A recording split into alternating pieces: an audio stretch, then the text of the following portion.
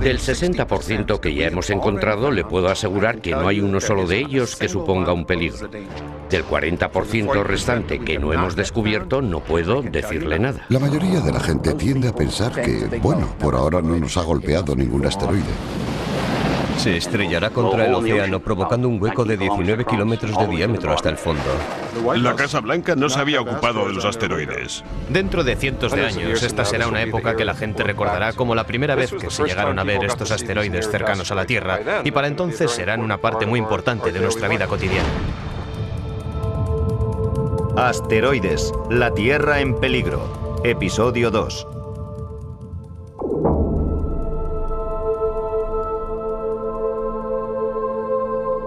En la noche invernal del 6 de diciembre de 1997, una estela de luz mortecina que se desplazaba a través de la constelación de Cáncer fue detectada por un telescopio del desierto de Arizona. El asteroide 1997 XF11 era lo bastante grande como para destruir lo que en la actualidad conocemos por civilización y parecía dirigirse hacia la Tierra. La primera detección, efectuada por el observatorio Kitt Peak de Tucson, Arizona, fue transmitida al Centro de Planetas Menores de la Universidad de Harvard, en Cambridge, donde se hizo un cálculo de su órbita mediante ordenador. Estaban bastante seguros de que su trayectoria pasaría de largo junto a la Tierra, pero también de que regresaría de nuevo, por lo que en 30 años podría suponer un problema. Había indicios que apuntaban a un acercamiento de unos 45.000 kilómetros a la Tierra en el año 2028, que es muy poca distancia. Con apenas un puñado de observaciones, el cálculo de la órbita fue aproximativo. Era difícil predecir hacia dónde se iba a dirigir esta roca, de modo que Brian Marsden emitió un comunicado pidiendo a astrónomos de todo el mundo que efectuaran más observaciones antes de que la roca se alejara demasiado para ser vista con claridad. Yo les decía, dirigid vuestros telescopios hacia este objeto. Al fin y al cabo, solo vamos a poder observarlo durante un mes más. Queremos mejorar el cálculo de la órbita y averiguar exactamente hasta dónde se nos va a acercar. En una línea del comunicado se decía, las posibilidades de colisión son escasas, pero no se pueden descartar por completo. Pocas horas después de enviarlo por correo electrónico, los periodistas descubrieron el asteroide XF11 y los titulares apocalípticos dieron la vuelta al mundo. Dado que el acercamiento en el 2028 amenazaba particularmente a Europa, los periódicos de Londres prestaron especial atención al momento exacto en el que podría dejar de existir la vida en la Tierra. Las imágenes en Internet muestran una minúscula mancha que se mueve. Los científicos han calculado su trayectoria en el año 2028. Mucho ojo. Septiembre, octubre, el 28 de octubre ambos se funden. Pero en el Jet Propulsion Laboratory de la NASA en California, el equipo de dinámicas orbitales pensó que tenía que haber algún error. Para mi sorpresa, cuando pusimos en marcha nuestro programa informático, daba como resultado que la probabilidad de impacto de este asteroide concreto dentro de 30 años era prácticamente de cero. Inmediatamente nosotros expresamos nuestra dicotomía, nuestro desacuerdo con el informe de la prensa. Saltó a los titulares rápidamente. Se trataba de un problema que había pillado desprevenida a la NASA por un lado y a la Unión Astrónoma Internacional por el otro. Y ambas organizaciones se sintieron muy molestas conmigo por haber hecho esto. Fue una actuación muy poco afortunada. Al final resultó que el asteroide del fin del mundo iba a pasar de largo junto a la Tierra, que la gran roca espacial no suponía ningún peligro. Tras una frenética búsqueda entre los archivos de la NASA, se encontraron fotos del XF11, tomadas 8 años antes. En cuanto colocamos aquellas fotos en el proceso de cálculo de la órbita, quedó confirmado que no había ninguna posibilidad de que chocara contra la Tierra dentro de 30 años.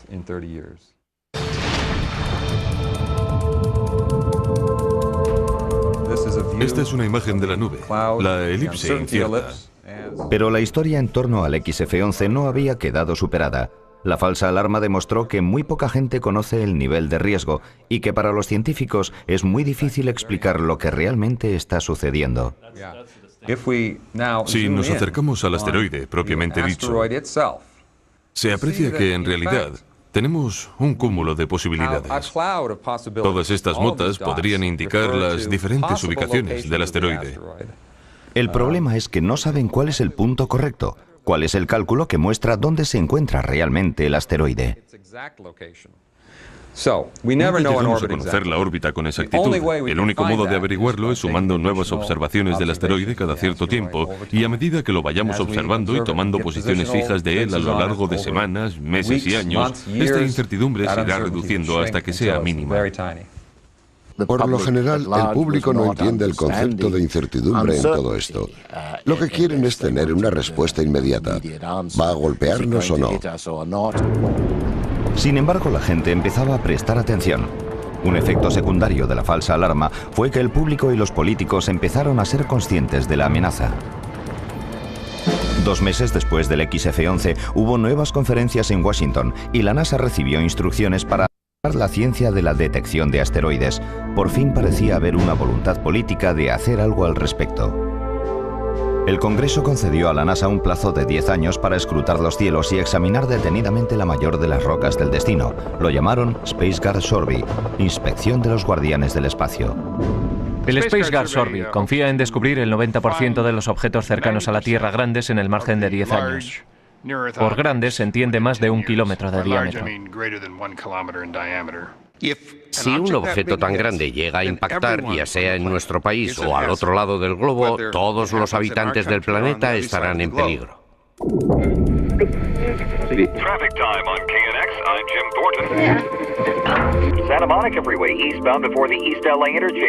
Mientras los astrónomos se disponían a escrutar los cielos, Hollywood se sumergía de lleno en el tema.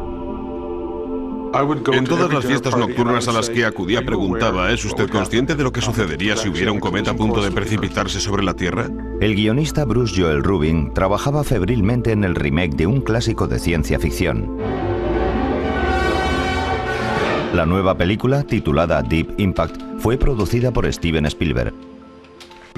Si mencionas el nombre de Steven, se te abren todas las puertas. De repente me permitieron acceder a la Casa Blanca, al Pentágono, a la NASA, a todos los grandes astrónomos en activo. Tuve la oportunidad de conocer a todo el mundo, y esa gente me enseñó y me ilustró sobre todo lo que podía pasar, y en algunos casos yo les enseñé. Quiero decir que la Casa Blanca no se había ocupado de los asteroides.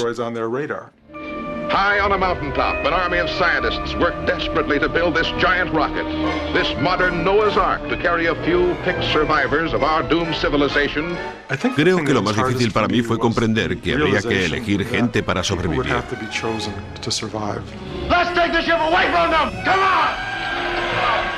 Seguramente en la Tierra quedaría un porcentaje limitadísimo de seres humanos capaces de sobrevivir a algo de la misma intensidad que el cometa que impactó contra la Tierra y destruyó a los dinosaurios. De modo que tuve la sensación de que en esta película no era cuestión de narrar una buena historia, sino de cambiar mentalidades. Había que mostrar a la gente que esto es algo real. Nos puede suceder. Esta película es una llamada de atención, no es otro film de Hollywood más. Te está enseñando. De repente, la visión de la catástrofe cósmica parecía más verídica que nunca.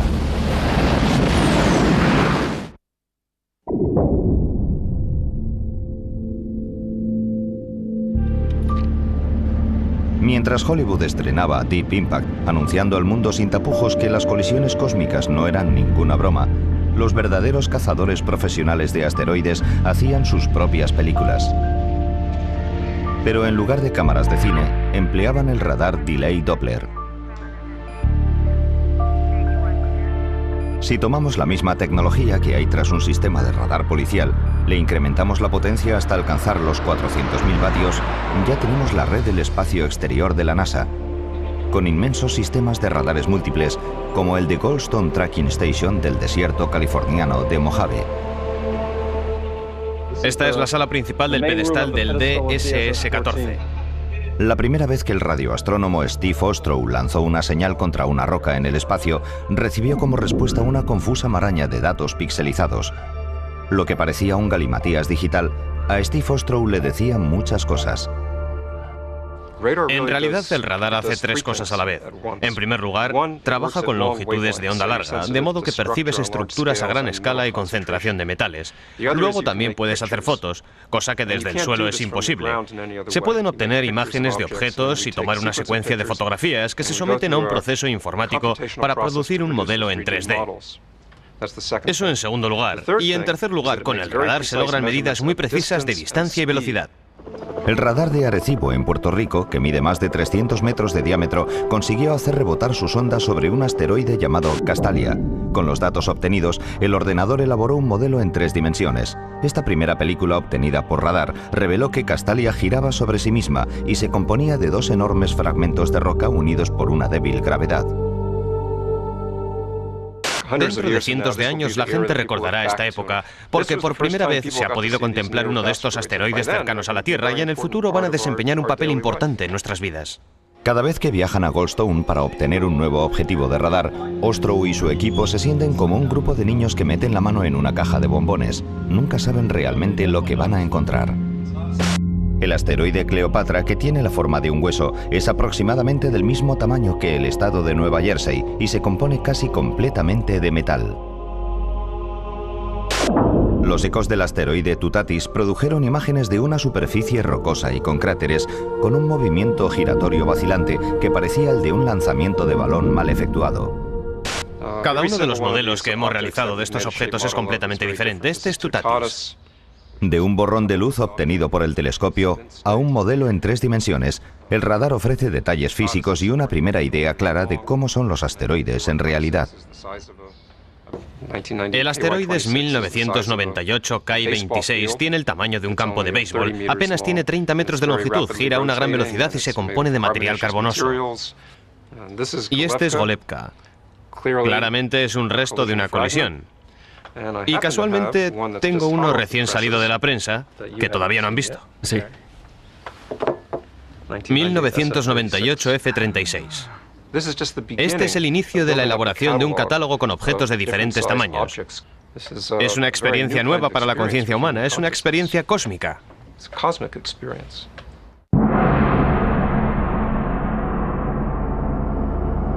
En el año 2000, el equipo del radar obtuvo una nueva imagen oscura y misteriosa. El asteroide 1950DA, una enorme roca que dejó a todos bastante asustados. Una vez que obtuvimos los datos del radar, emprendimos el proceso habitual de averiguar en qué momento del futuro podríamos predecir el acercamiento de este objeto y qué margen de incertidumbre nos daba su órbita. En este caso, el resultado fue de 880 años en el futuro, y lo más estremecedor del caso fue que las probabilidades de impacto eran de no cero. No cero significa que hay posibilidades de que la roca choque contra nuestro planeta. El 16 de marzo del año 2880, el asteroide 1950DA cruzará la órbita de la Tierra. ¿Nos golpeará?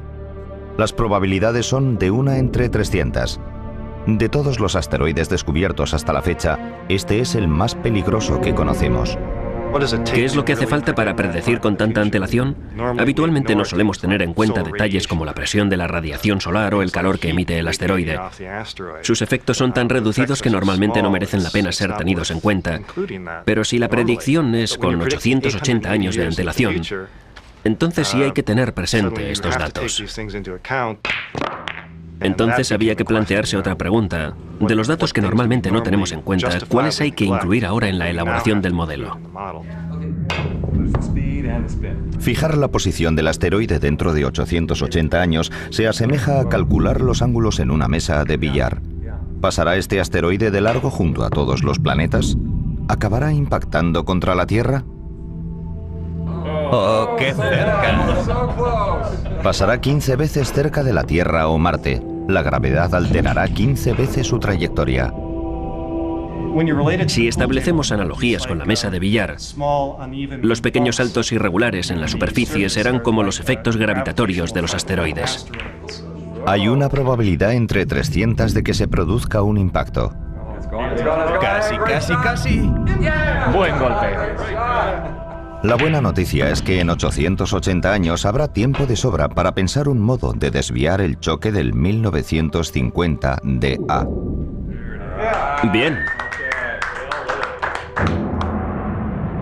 En el caso de que este asteroide llegue a chocar contra la Tierra, el lugar de impacto más probable será en el mar, en medio del Océano Atlántico, según la predicción orbital.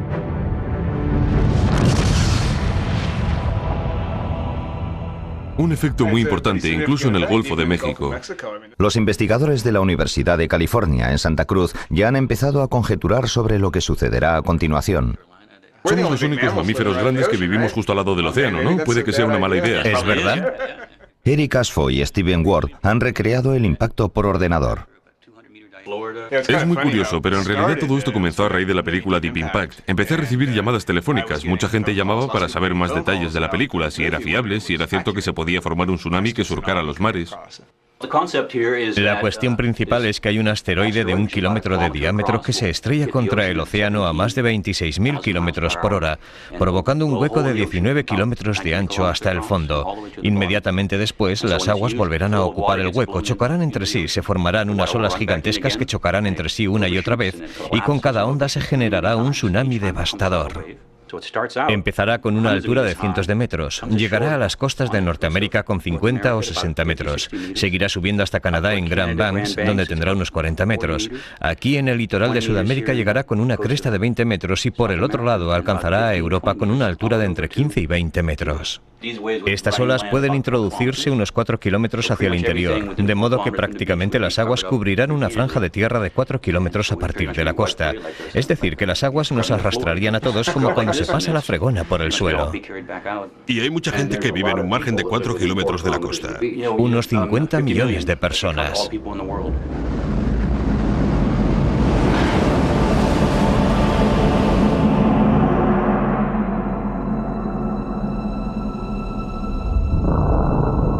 En febrero de 2001, una nave de la NASA llamada Near Shoemaker efectuó el primer aterrizaje sobre una accidentada y gruesa roca bautizada como el Dios del Amor.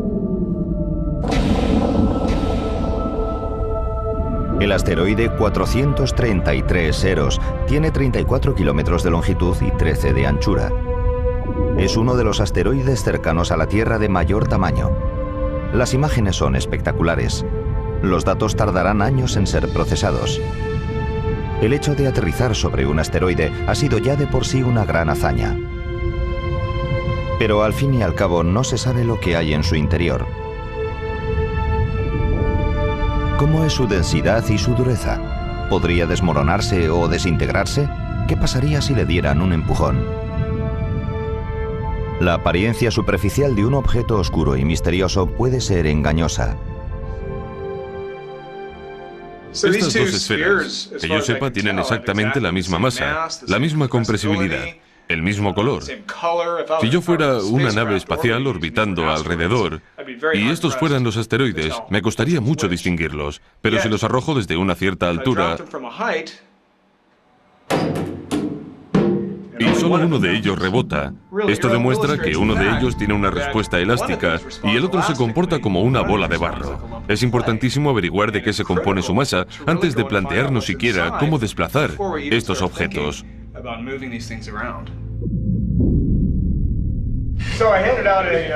He preparado una especie de agenda. Eric Asfo encabeza una misión de la NASA llamada Interior Profundo. Van a emplear ondas sísmicas para crear un mapa en 3 dimensiones de un asteroide.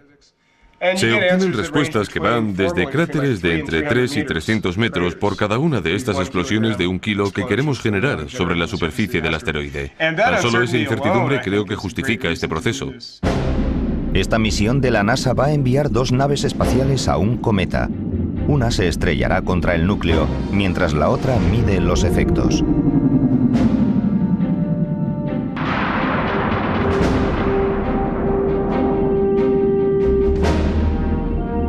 La Agencia Espacial Europea va a lanzar la sonda Rosetta hacia los confines exteriores del Sistema Solar. Se posará sobre un cometa y emitirá los datos obtenidos.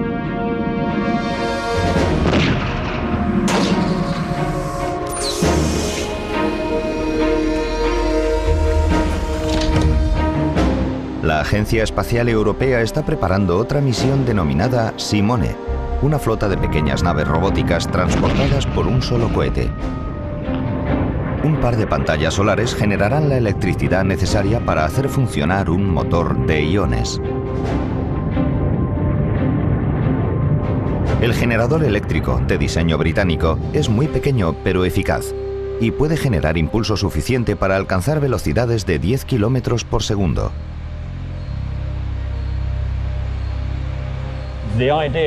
La idea consiste en enviar lo que llamamos microsatélites interplanetarios, que son básicamente del tamaño de una pantalla de televisión. Estos satélites se aproximarán a 5 cuerpos estelares diferentes, los medirán muy de cerca y nos transmitirán los datos que utilizaremos para elaborar una imagen concreta de la composición de estos objetos. Es el primer paso que hay que dar antes de encarar el problema de desviar los asteroides. Tenemos que saber de qué consisten. Y en el preciso instante en que un fragmento de roca de meteorito cae del cielo, investigadores como Alan Hildebrand y Peter Brown se ponen en acción y acuden donde tengan que acudir. Allí viene. Y recogen todos los restos que encuentran. Vamos a echarle un vistazo. Este ha caído sobre la superficie helada del lago Tagus, en la foresta al norte de la Columbia Británica. Muy bien.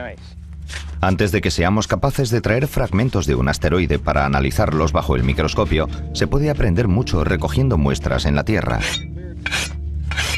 Esto es una plancha de un meteorito de hierro. Es tan duro como el acero. Esto es una muestra de meteorito rocoso. Es más débil que el de hierro, pero sigue siendo bastante fuerte. Y esta es una muestra del meteorito del lago Tagus. En el laboratorio de Calgary, Hildebrand analiza fragmentos del meteorito de Tagus para averiguar su composición. Las muestras se colocan en una cámara de vacío que se llena de gas para comprobar el grado de porosidad de la piedra. Es un número mayor que la vez anterior. El resultado es que el meteorito de Tagus se compone principalmente de carbón. Los fragmentos se asemejan a briquetas de carbón vegetal y son más ligeras que un hongo, lo que ha provocado no poca sorpresa. Queremos estudiar la densidad, la porosidad, la velocidad sísmica y la fuerza de trituración en toda la gama para averiguar las diferentes propiedades del material de los asteroides que vamos a tener.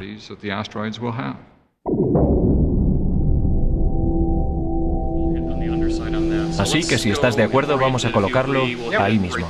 Sí, así está bien. Vamos a colgarlo. George Flynn y Dan Durda disparan perdigones a las rocas espaciales para comprobar lo que sucede cuando los cuerpos chocan a gran velocidad. En la NASA Ames Research Center cargan una pistola mecánica de gas con pequeñas balas de aluminio. La muestra del meteorito cuelga dentro de una sólida cámara metálica. Se apunta el arma mediante un láser. Es un objetivo muy pequeño, a ver si le damos de refilón o de lleno. Y una cámara de alta velocidad graba el impacto. A 20.000 kilómetros por hora, la velocidad aproximada de un impacto real en el espacio.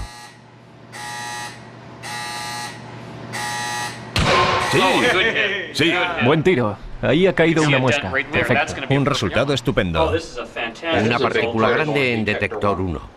Recoger los fragmentos y estudiar la forma de los añicos. Aquí hay uno perfecto.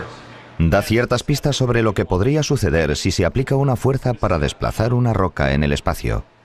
Vamos allá. Para averiguar lo que sucede cuando un objeto poroso como el meteorito de Tagus recibe un impacto, se emplea una pieza de goma espuma. Buen tiro. El proyectil lo atraviesa como si no hubiera nada. Fíjense en el chorro que sale propulsado. Instantáneamente. ¿Cómo se puede mover un asteroide compuesto por este material? Un problema parecido surgió al golpear un modelo tridimensional del asteroide Castalia en una simulación por ordenador. Un impacto con una energía similar a la de la bomba de Hiroshima redujo al asteroide Castalia a un montón de escombros, pero no logró desviar su trayectoria de modo significativo.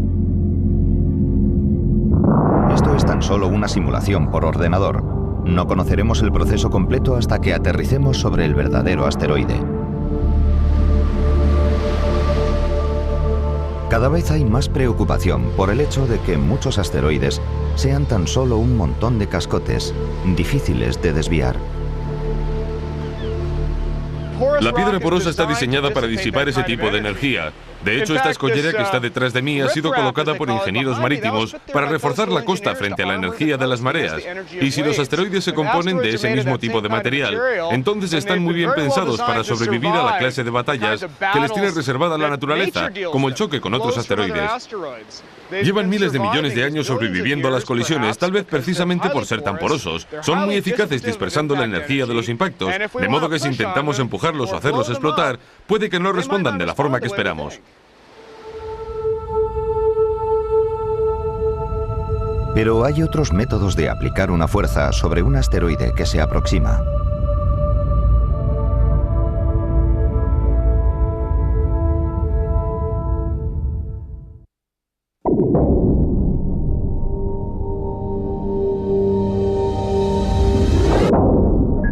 Últimamente los asteroides están teniendo muy mala prensa, pero nunca había sido tan negativa. Hace 30 años, los vaqueros de ciencia ficción capturaban con el lazo las rocas espaciales, reclamando sus derechos de concesión. Los mineros espaciales empleaban colectores solares con los que concentraban sus rayos y quemaban los escombros de la superficie. Así explotaban las vetas minerales de su interior y se hacían ricos con rapidez. Tal vez la idea de aprovechar la energía solar para alejar a las rocas peligrosas de su trayectoria no sea tan descabellada. Este es un típico asteroide cercano a la Tierra. Su nombre es Golevka y tiene medio kilómetro de diámetro. Es un asteroide peligroso. Lo más probable es que acabe chocando contra la Tierra algún día, dentro de varios miles de años. Los investigadores modernos, como Eric Asfo, opinan que la idea de la lupa gigante para quemar las rocas espaciales podría dar resultado. Se podría provocar una corriente de vapor que impulsara el asteroide en la dirección opuesta. Se trataría de un proceso muy gradual, no se llevaría a cabo de inmediato. Habría que saber con certeza dónde se encuentra este cuerpo celeste con una antelación de 50 o 100 años, pero si se consigue, se dispone de todo el tiempo del mundo para trasladar un satélite hasta sus inmediaciones. No sería necesaria la intervención humana, de esta forma empujaría el asteroide hacia otra órbita diferente y pasaría de largo ante la Tierra. Parte de la tecnología necesaria ya existe en la actualidad. Se toma una antena parabólica inflable del tamaño de un campo de tenis. Se convierte en un colector solar y se emplea para concentrar los rayos del Sol sobre el asteroide.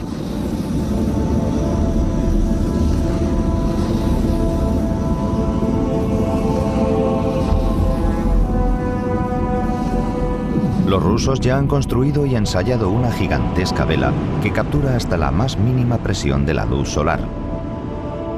Tan solo hay que unir la vela a un asteroide y dejar que la roca vaya a la deriva en busca de otros rumbos.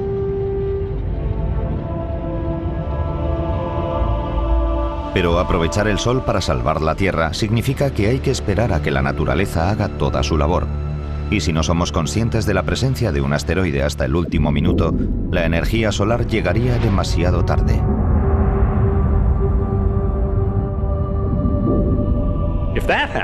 Si eso se produce, entonces solo se puede actuar como lo ha sugerido Hollywood, enviando la mayor bomba que se pueda encontrar e intentar volarlo por los aires.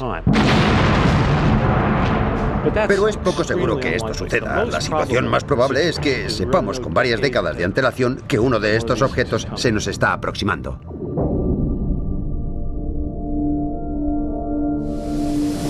Un motor de plasma eléctrico nuclear podría empujar un asteroide fuera de su mortal trayectoria. Y con la tecnología desarrollada en este laboratorio de la NASA en Houston, Texas, se generaría la energía necesaria para un remolcador espacial. Un equipo de astronautas e ingenieros aeroespaciales está diseñando la misión B612 con el objetivo de demostrar que se puede desviar un asteroide con la tecnología existente. Estaría bien achaflanarlo un poco y me parece que habrá que hacerlo. He minimizado el suavizado para que la soldadura no quede más fina todavía. Sí. Ha sido mi primera pieza de prueba para ver si se podía hacer del otro lado, pero con la pieza de porcelana eso cambiará un poco las cosas. Yo lo haría así. Eso es, y aquí hay otro elemento, esto va así. ¿Y esto se conecta aquí? Y esto encaja, esta pieza encaja dentro de esta abertura. Y entra de esta forma. Eso es. Te espera bastante trabajo. Bueno, si consigo que os pongáis todos de acuerdo es coser y cantar. Estos cohetes tienen una capacidad de impulso muy escasa. pero son tan parcos en el uso de propulsores que podemos mantener un cohete en marcha durante periodos de un año. Es como la fábula de la liebre y la tortuga. Al final, la que gana es la tortuga, porque aprovecha su energía de forma constante durante un periodo de tiempo muy largo. Construir un motor de cohete mejor tan solo es el primer paso. Lo verdaderamente complicado es encontrar la forma de adherirse a un asteroide, apuntar en la dirección adecuada y empujar sin perder el control. Sí, esa es la escala correcta. Bien. A veces las mejores ideas se incuban en los lugares más inverosímiles. El equipo B612 ha organizado una sesión de ideas en un local de reunión para astronautas, el restaurante italiano Frenchies, en Houston. Me parece que no va a haber forma de calcular si estos cuerpos son un montón de cascotes o rocas monolíticas. Vino tinto, pasta italiana y unos cuantos laureados en físicas. Yo soy astrofísico, especializado en dinámica estelar. Mi especialidad es la búsqueda de satélites de asteroides. Dinámica orbital alrededor de los asteroides. Evolución de los asteroides que colisionan. Jefe del equipo de navegación. Conceptos de sistemas espaciales avanzados. ¿Están a escala volumétrica? Empieza a formarse el embrión de una idea. Una nave espacial basada en el concepto existente de una misión a las lunas de hielo de Júpiter. En realidad parece un pozo petrolífero de Texas. Pero todavía queda por idear el sistema de anclaje a la roca. Eso es lo que me quita el sueño, por muchas ideas que me vengan a la cabeza sobre cómo fijar el dispositivo al objeto. Un trabajo de la época universitaria en la chatarrería les ha dado una idea. Uno de los trabajos que ejercí mientras estudiaba fue en un desguace. Imaginaos un estudiante universitario manejando una grúa enorme. Mi labor consistía en apilar coches para chatarra. ¿Con esa especie de pinzas mecánicas? Sí, se agarran así. Yo creo que el principio sería el mismo.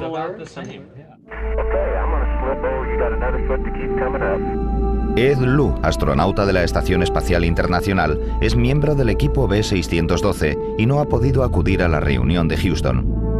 A 322 kilómetros de altura por encima de Europa, Lu ha establecido una comunicación con sus compañeros Clark Chapman y Dan Durda en Boulder, Colorado. Creo que Rusty te ha adelantado ya algunos de los bocetos que ha hecho Rick. ¿Estoy en lo cierto?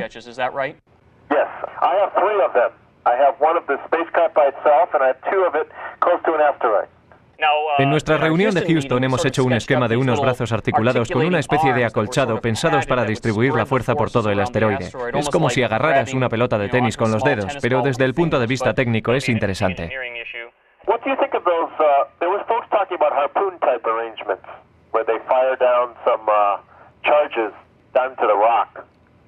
El problema es saber si bajo la superficie hay roca sólida. No sabemos si estos objetos son en parte como una nube de polvo o si su interior es de material sólido.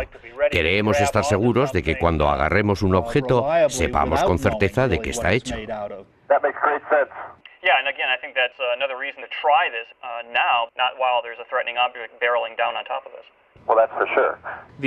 El asteroide que vamos a coger tendrá una cierta rotación, y en este caso concreto hemos decidido acoplarnos al asteroide a lo largo del polo de rotación. Será un poco como empujar con la nariz una pelota de playa a través de una piscina. Puede que tengamos que llevar a cabo algunas interacciones complicadas con la nave espacial. Por fin lo han conseguido. Ya tienen el primer proyecto completo del plan para salvar el planeta. Una misión de demostración.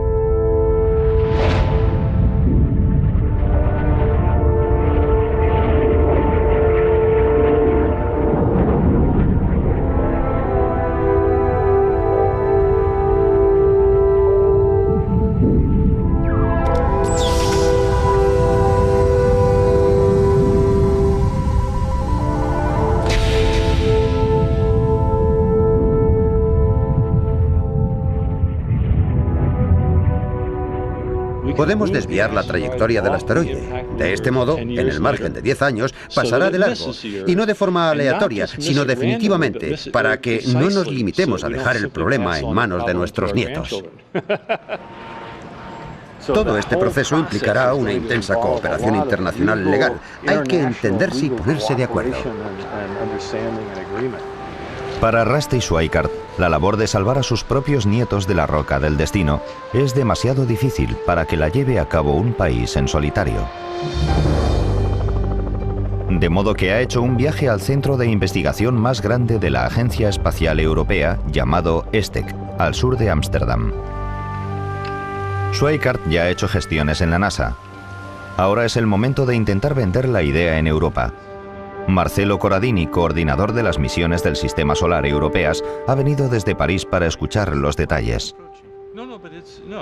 Por un lado tenemos un reactor nuclear y en el otro extremo tenemos un motor de plasma, el Basin Merry. ¿Has oído hablar de él? Sí. Es cosa de Franklin Chan Díaz. Vamos a elegir un asteroide de entre 150 y 200 metros de diámetro. Estamos hablando de hacer una demostración de este proceso hacia el 2015.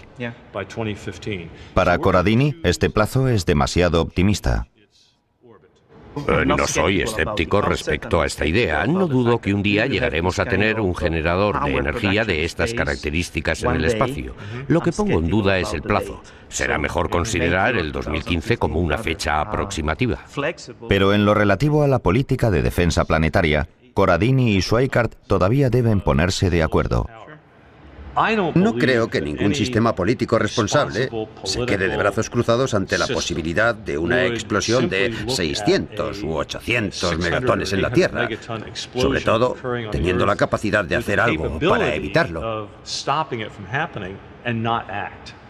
Sí, estoy de acuerdo con usted, pero lo que me preocupa es que los políticos suelen actuar y reaccionar cuando ya es demasiado tarde. Cierto, y nuestra labor consistiría en convencer a la opinión pública mundial, a instituciones como el Congreso estadounidense, la Comisión Europea, de que se puede llevar a cabo esta misión. Sí.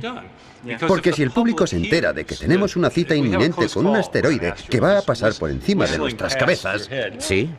Bueno, entonces lo que va a suceder es que la opinión pública empezará a reaccionar y pedirá cuentas a los políticos. ¿Qué hay que hacer para que la Agencia Espacial Europea se implique? Bien, el problema es que si usted presenta este proyecto de misión al comité científico, ellos dirán que es una comprobación. No tiene el suficiente contenido científico para que nos interese. Entonces usted acude a organizaciones no científicas, no lo sé, Protección Civil o lo que sea, de cualquier gobierno. Y estos van a decir que es un tema científico y que no les interesa. Y así sucesivamente y continuamente este tipo de actividades se debaten entre dos fuerzas. Los políticos dicen que es ciencia, los científicos dicen que es política y unos por otros la casa sin barrer. Entonces la ironía es que podemos invertir millones, cientos de millones o incluso miles de millones en la ciencia espacial, pero no podemos gastar ni un solo euro en proteger a la gente de la Tierra de una potencial amenaza. Tiene usted toda la razón. Es una ironía. Porque las organizaciones gubernamentales no se lo han planteado, de modo que no tienen planes de presupuesto. Mire, la burocracia es el mayor impedimento para la salvación de la humanidad.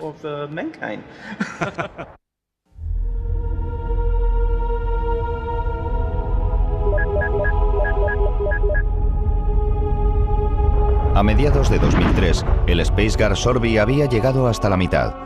Había conseguido localizar algo más de la mitad de los asteroides cercanos a la Tierra superiores a 1 kilómetro de diámetro.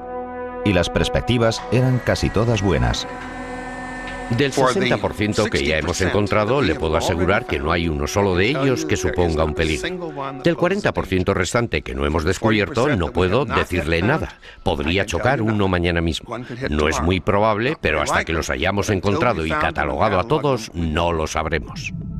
Pero encontrar los asteroides realmente grandes, esas monstruosas rocas kilométricas capaces de acabar con la civilización humana, solo es la primera parte del trabajo. Se calcula que hay unos 50.000 asteroides menores del tamaño suficiente como para provocar grandes mareas o destruir amplias zonas de la Tierra.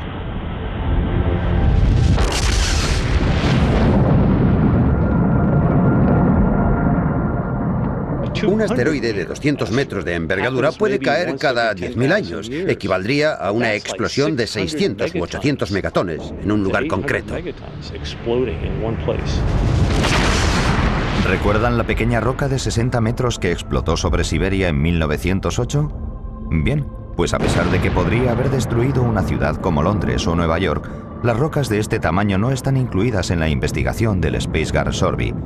Es decir, que oficialmente nadie las está buscando. Esto significa que hay muchas posibilidades de que un objeto similar al de Tunguska se tropiece con nosotros antes de que incluso lleguemos a verlo, como sucedió en 1908.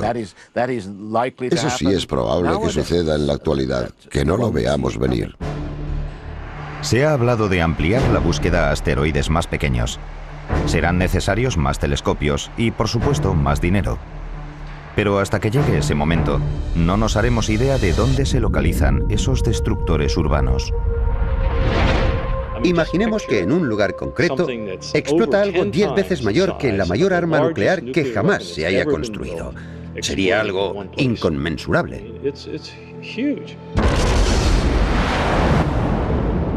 Si me preguntan, ¿hay algún asteroide que se dirige hacia nosotros? Yo tengo que decir que me registren. No tengo forma de saberlo. Nosotros no llevamos a cabo el programa de investigación. Si hay algún asteroide a punto de chocar contra la Tierra dentro de una semana, dentro de un año o dentro de una década, el margen de tiempo con el que podemos contar es de unos 6 o 7 segundos. Nos enteraremos en cuanto atraviese la atmósfera. No seremos capaces de preverlo antes de tiempo. Así están las cosas.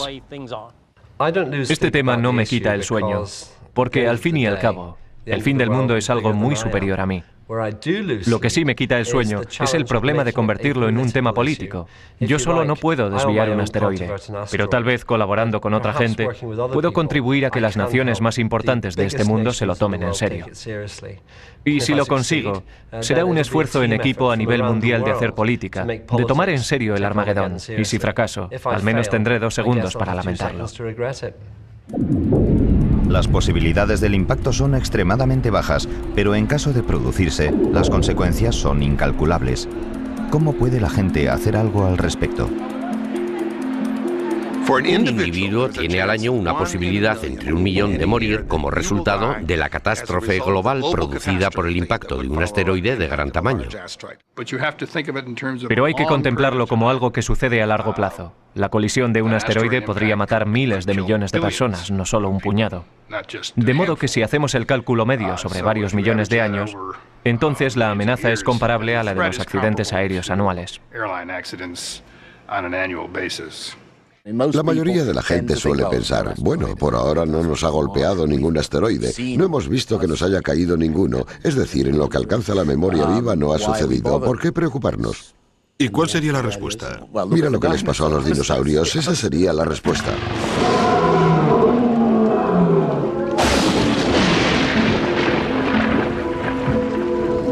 La evolución en la Tierra se ha producido en parte porque cada cierto tiempo tiene lugar una catástrofe global que acciona el botón de reinicio y surgen nuevas cosas. Eliminó a los dinosaurios hace 65 millones de años, y entonces nosotros apenas éramos unas criaturas peludas que correteábamos por la hierba. Y fue el impacto de un cometa o un asteroide lo que eliminó a nuestro principal competidor. Creo que en el fondo, cuando no abiertamente, estamos diciendo que queremos acabar con el ciclo natural de la vida. Ya nos hemos cansado de tanta evolución. Nos sentimos a gusto ocupando el puesto superior de la escala y podemos hacer algo para cambiar la evolución cósmica de aquí en adelante en lo que a la vida en la Tierra se refiere. Los dinosaurios dominaron la Tierra hasta que una roca acabó con ellos. La pregunta es, ¿habrá otra roca que haga lo mismo con la humanidad? Vamos a sacar unas fotos aquí. Los seres humanos son la primera especie que tiene la capacidad de detener un fatídico asteroide y evitar que vuelva a accionarse. La gente me suele decir, eres un agorero, crees que van a pasar estas cosas tan terribles, pero no es cierto. Yo soy muy optimista. Para mí la idea de los asteroides y los cometas y la posibilidad de que choquen contra la Tierra es un gran desafío. Gracias a Dios nos hemos dado cuenta del riesgo y el peligro antes de que se produzca la siguiente catástrofe. Así tenemos un margen de tiempo, espero, para ponerle remedio. Los científicos pueden estudiar los cielos y descubrir con antelación las rocas peligrosas. Los astrónomos pueden hacer los cálculos matemáticos necesarios para predecir las órbitas. La gente tiene la intención y todo lo que hace falta para llevar a cabo la tarea. Hay todo un campo nuevo en la ciencia que podría conceder a la humanidad la oportunidad que nunca tuvieron los dinosaurios.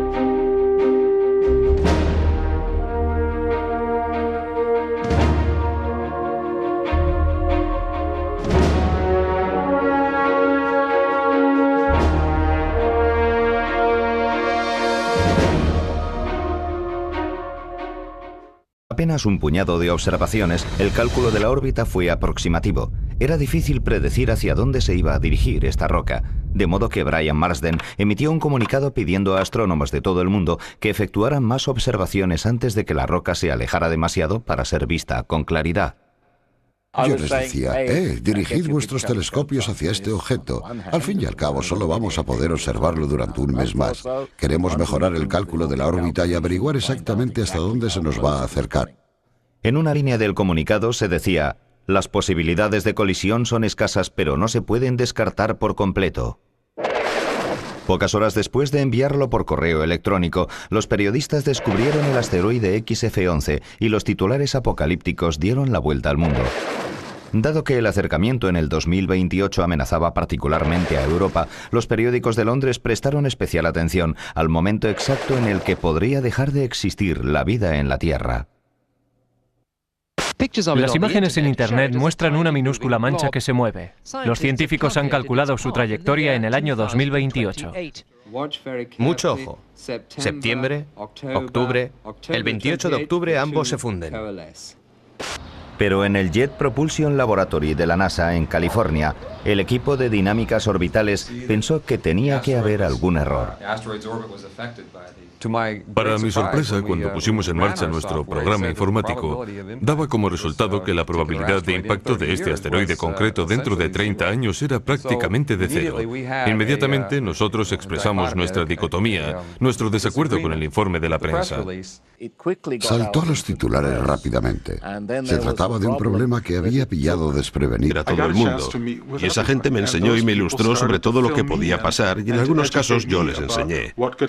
Quiero decir que la Casa Blanca no se había ocupado de los asteroides. High on a mountaintop, an army of scientists worked desperately to build this giant rocket, this modern Noah's Ark to carry a few picked survivors of our doomed civilization. Creo que lo más difícil para mí fue comprender que habría que elegir gente para sobrevivir. Let's take the ship away from them! Come on! Seguramente en la Tierra quedaría un porcentaje limitadísimo de seres humanos capaces de sobrevivir a algo de la misma intensidad que el cometa que impactó contra la Tierra y destruyó a los dinosaurios. De modo que tuve la sensación de que en esta película no era cuestión de narrar una buena historia, sino de cambiar mentalidades. Había que mostrar a la gente que esto es algo real. Nos puede suceder. Esta película es una llamada de atención, no es otro film de Hollywood más. Te está enseñando. De repente, la visión de la catástrofe cósmica parecía más verídica que nunca.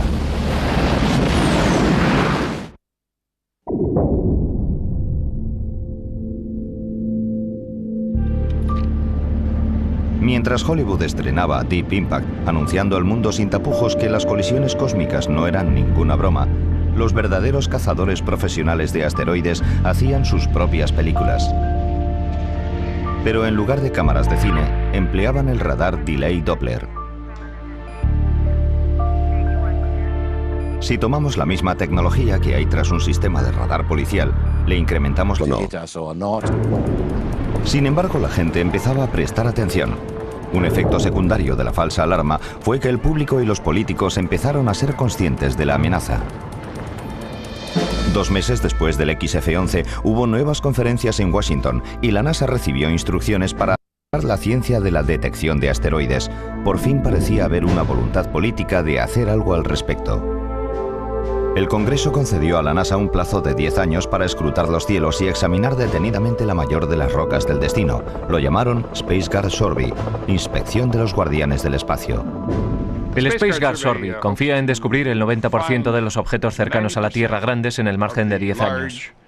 Por grandes se entiende más de 1 kilómetro de diámetro. Si un objeto tan grande llega a impactar, ya sea en nuestro país o al otro lado del globo, todos los habitantes del planeta estarán en peligro.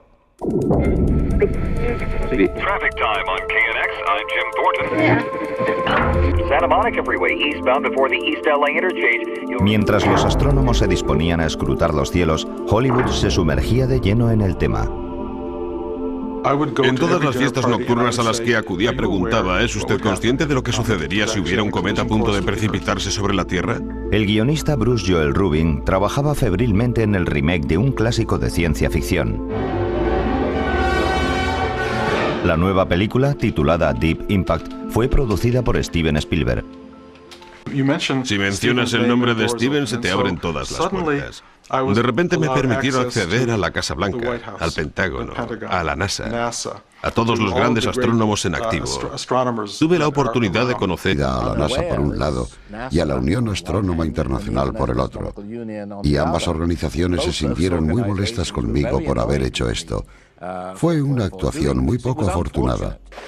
Al final resultó que el asteroide del fin del mundo iba a pasar de largo junto a la Tierra, que la gran roca espacial no suponía ningún peligro. Tras una frenética búsqueda entre los archivos de la NASA, se encontraron fotos del XF-11, tomadas 8 años antes. En cuanto colocamos aquellas fotos en el proceso de cálculo de la órbita, quedó confirmado que no había ninguna posibilidad de que chocara contra la Tierra dentro de 30 años.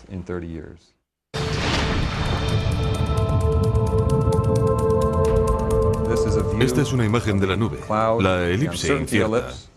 Pero la historia en torno al XF-11 no había quedado superada.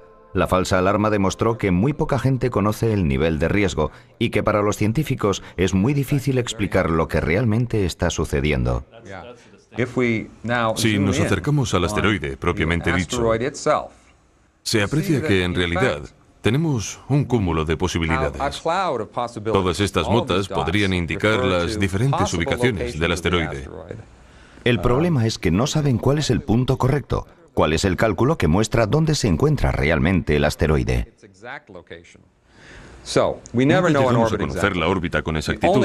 El único modo de averiguarlo es sumando nuevas observaciones del asteroide cada cierto tiempo, y a medida que lo vayamos observando y tomando posiciones fijas de él a lo largo de semanas, meses y años, esta incertidumbre se irá reduciendo hasta que sea mínima. Por lo general, el público no entiende el concepto de incertidumbre en todo esto. Lo que quieren es tener una respuesta inmediata. ¿Va a golpearnos? Del 60% que ya hemos encontrado, le puedo asegurar que no hay uno solo de ellos que suponga un peligro. Del 40% restante que no hemos descubierto, no puedo decirle nada. La mayoría de la gente tiende a pensar que, bueno, por ahora no nos ha golpeado ningún asteroide. Se estrellará contra el océano, provocando un hueco de 19 kilómetros de diámetro hasta el fondo. La Casa Blanca no se había ocupado de los asteroides. Dentro de cientos de años, esta será una época que la gente recordará como la primera vez que se llegaron a ver estos asteroides cercanos a la Tierra, y para entonces serán una parte muy importante de nuestra vida cotidiana. Asteroides, la Tierra en peligro. Episodio 2.